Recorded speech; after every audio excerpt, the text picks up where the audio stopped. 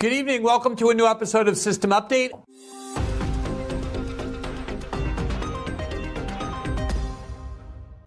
We speak to someone who has become a regular guest on our program, one of the most popular guests we have. He's Jeffrey Sachs, the international economist and Columbia University professor who spent much of his life in high-end prestigious positions inside international establishment institutions, advising the World Bank, helping guide multiple countries out of debt and bankruptcy, being a very valued advisor to several presidential administrations, all while being one of the loudest and most effective critics of establishment dogma. He has lately become one of the most aggressive critics of Biden administration foreign policy, from the U.S. support for the bloody and futile war in Ukraine, to its financing and arming of Israel's destruction of Gaza, to the various escalations and conflicts the Biden administration is pursuing in multiple countries in the Middle East. We speak to Sachs tonight about the current situation of the war in Ukraine, the inability of Congress to authorize $60 billion more for Ukraine and $17 billion more for Israel, whether this difficulty reflects a change in political sentiments among Americans about financing foreign wars.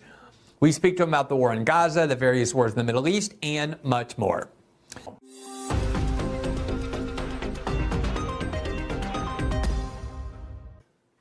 Professor Sachs, thank you so much for joining us. It's always great to talk to you. Likewise. Thank you. So every time we get together, we talk about war, which I guess is the nature of being an American. When we talked to you 6 months ago, there was one war. When we talked to you 2 months ago, there were two. Now there are many. It's hard to know where to begin, but why don't we just start with Ukraine, which is the oldest one, and work our way up. There seems to be a lot of chaos in Kiev, where President Zelensky just fired his top commander. There's certainly chaos in Washington, where they can't figure out how to get the next $60 billion to Ukraine, even though they want to. What do you make of where we are in this war? Well, on the battlefield, Russia is taking apart Ukraine, and the death toll for the Ukrainians is terrifying. But Washington remains steadfast on one point, which is no negotiations, no discussion of real solutions, a war-only approach. It's pathetic, absolutely pathetic. And the idea of putting another $61 billion into more deaths for Ukraine, more destruction for Ukraine, without a word about politics and a solution to this is Biden's complete failure. So I find the situation shocking. I find it shocking that a large part of the Senate and almost all of the Democratic Party mindlessly goes along with this. We have heard since those 2 months even more stories about how the U.S. stopped the negotiated settlement in 2022. This is mind-boggling in the complete absence of any interest whatsoever in ending this war. Well, let me ask you about that, because you've been a critic from the start of the U.S. role in Ukraine. I have as well. There's no consolation to have been vindicated given how disastrous the war has been. But certainly everything you're describing now is visible to everybody in Washington, even if somehow it wasn't at the start of the war, that Ukraine cannot win. There's no way to expel all Russian troops from Ukrainian soil, let alone from Crimea. There's just no possibility of any of those objectives being fulfilled. What, at this point, do you think is the objective, or and looking back, what has been the objective all along? Well, I think the objective all along for the last 30 years was to put the U.S. and NATO into Ukraine. And at each point, Biden, Sullivan, Blinken, Nuland, this has been going on for more than a decade. And before that, it was Nuland as part of the Bush administration. They thought they could bluff their way in or frighten Putin and their way in and so forth. It's just been one stupid, cruelly ignorant miscalculation after another. They got to the point where every gambit failed. The only thing that they accomplished was spending more than $100 billion of U.S. money and about 500,000 casualties in Ukraine, a catastrophe.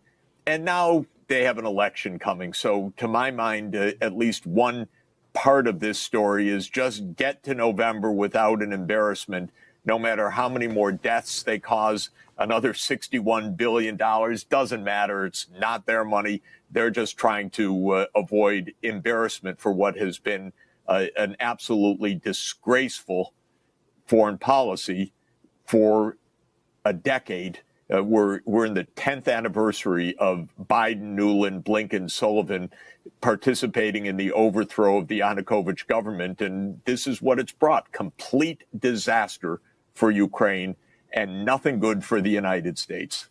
Guess if there's one silver lining, it's the fact that this request for $60 billion has been pending before the Congress for several months now. They struggled for a long time, and as of this week, they're trying everything, and so far nothing's working. Not just to send $60 billion to Ukraine, but also another $17 billion to Israel. Is this just something that you think is kind of an election year theater in Congress where they're kind of trading for things and eventually we'll send it? Or do you think it actually reflects some change in the politics in terms of what Americans think about sending huge amounts of money to finance other countries' wars when our country is in many ways falling apart? Well, I think it is exactly the fact the Americans are completely against this. Spend another $61 billion with the massive budget deficits, with the cuts in essential services. I point out in a post today that the $61 billion exceeds our nutrition programs for women and children, Environmental Protection Agency, the National Science Foundation, the Department of Labor, added all together. But, it's games for these senators. I think what's interesting is, in fact, it's routine for the senators to routinely vote mindlessly money for the military-industrial complex. And the fact that they're with these hiccups right now and they want to do it, but they can't do it, is because it's so atrocious what they're being asked to do. Something that it is a disaster in Ukraine, and that is complicity in genocide in the case of the war in Gaza. And so it's completely unjustified, this money. And yet they're still trying, because their normal mode is to vote money for the military.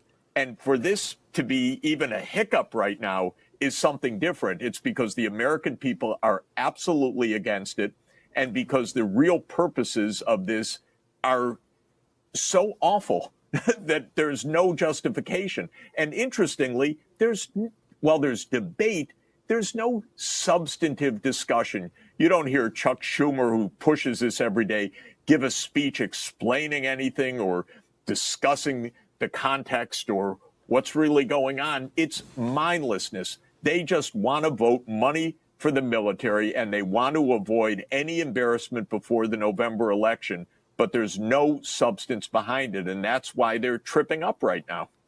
Moving to the second war, which is the one we're financing and arming Israel to carry out in the destruction of Gaza. We spoke in November, about a month into the war, and obviously you were making a lot of observations about how atrocious that war was at the time. We're now 4 months into the war, 3 months later. Things have gotten cataclysmically and exponentially worse. Where do we stand in this war, and what now do you think Israel's actual objectives are? They're saying this war is going to last for several more months. They just rejected Hamas's counteroffer for a ceasefire. Netanyahu seems intent on continuing this. What do you see as the driving motives here? Well, I think the key event since we last talked was the ruling of the International Court of Justice, which said that there are plausible grounds that Israel is committing genocide. And that means, by the way, that America is complicit in a genocide, if that's what the ultimate finding is. And I think that there are good reasons for the court to have made that ruling. When you find genocide, it's both a matter of the incredible destruction and cruelty on the ground. 2 million people displaced, around 30,000 dead, 70% of whom are women and children. We watched the demolition of universities, of schools, of mosques, of hospitals, of apartment buildings before our eyes with gleeful members of the Israeli Defense Forces. And the second part of a genocide finding is intent. And there, the intent is that the Israeli cabinet doesn't disguise what they want. They want the Palestinians gone. They want ethnic cleansing. If it means death because the Palestinians won't leave, so be it. And they don't hide this. Now, what is amazing, actually, is that since this ICJ ruling, Israel hasn't changed an iota, not a bit. It continues the killing, it continues the slaughter, it continues the murder in cold blood, and now it says it's going to assault the south of Gaza, where it told the Palestinians to leave for safety. And the statements by the cabinet have remained absolutely as vile and genocidal as before. So they don't even take note, well, maybe we should be a little bit careful. Not anything like that. Quite the contrary, they had a go ahead. They had a big event in Tel Aviv, where the settlers are saying we're going to resettle Gaza. They have to leave. This is Greater Israel.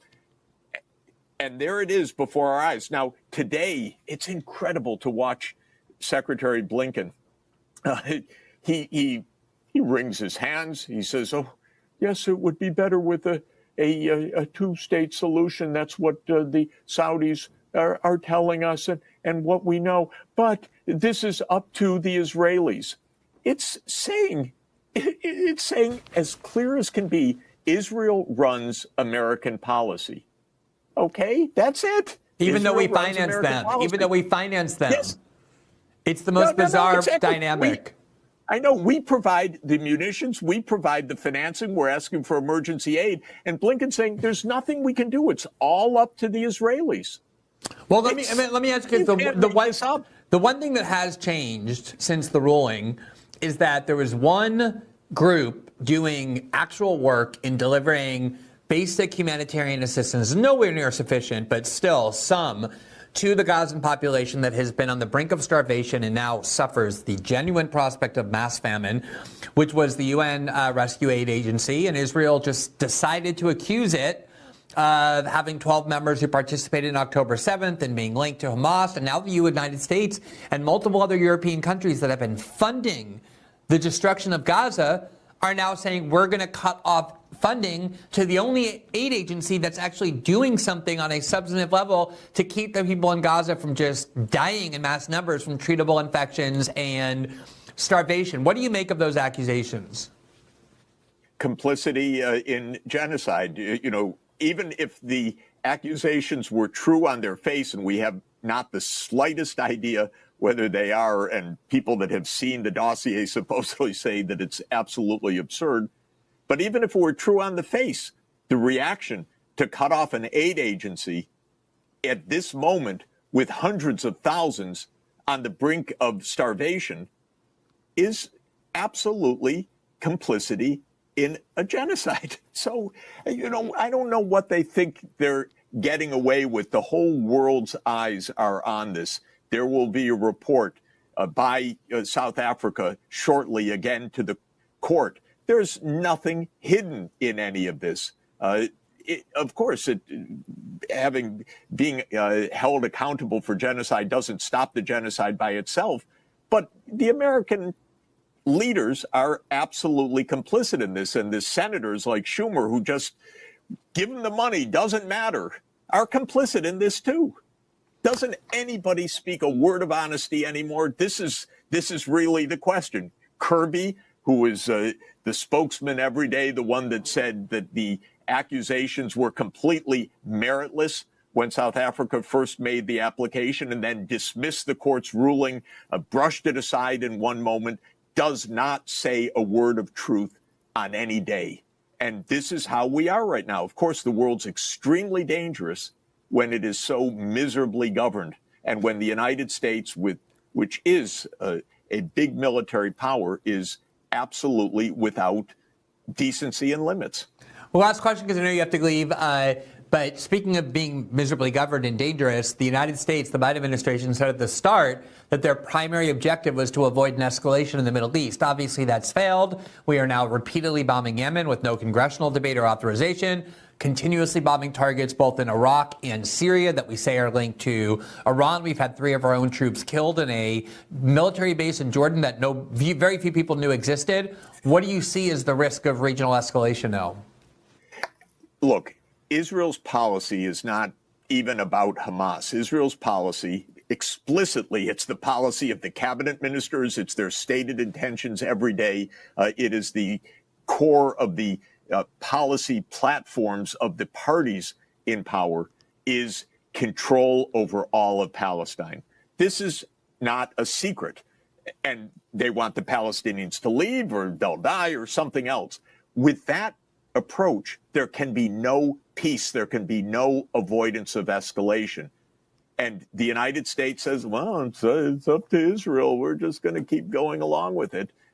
This is, you can't even understand how pathetic this is. The United States, we have some choices. But this administration apparently just says, no, they're not our choices. They're Israel's choices. Well, the choices that Israel makes are absolutely leading to wider and wider war. And we know that it's no secret that these religious national extremists in Israel want the United States to go to war with Iran. So if that's what Israel wants, is that what we're going to do? That's what we're going to find out. Professor Sachs, it's always very illuminating to talk to you. It's also so refreshing to hear someone speak with so much bluntness and without obfuscation about these crucial issues. So we're always delighted to have you on. We appreciate you taking the time. Thanks so much. Let's do it again soon. Good Absolutely. to talk with you. Bye-bye.